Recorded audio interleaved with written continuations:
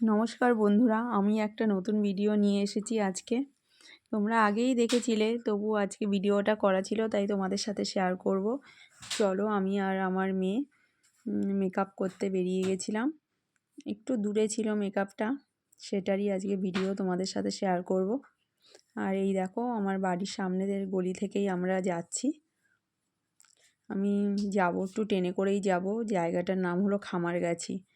আর এই যে আমাদের ব্যান্ডেল স্টেশন, এখান থেকেই আমি ট্রেনে উঠব। আর এখানটায় সেই খামারগাছিতেই ছিল আমাদের মেকআপ। আর সেখানে আমিও সেই প্রথমেই যাচ্ছি।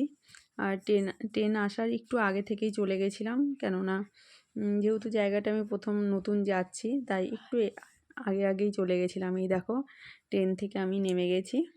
ওই কটা 5-6টার মতো স্টেশন ছিল।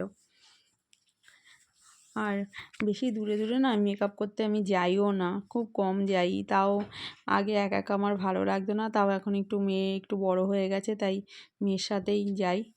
না হলে একা আমার বড্ড খারাপই লাগতো। তেমন কেউ ছিলও না যে তাকে আমি নিয়ে যাব কোথাও। আর এই দেখো, আমি লজে চলেও এসেছি। আর এই ট্রেন থেকে নেমে একটা টোটো করেই চলে এসেছিলাম।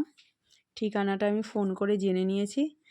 আর এই দেখো, এসে তাও অনেকক্ষণই বসে থাকতে হয়েছে। ওরা সব খেতে গেছিলো, খাওয়ার পর তারপরে এসছে। এই যে এই লুকটা দেখো, এনাকে কয়েকজনকে সাজিয়েছি।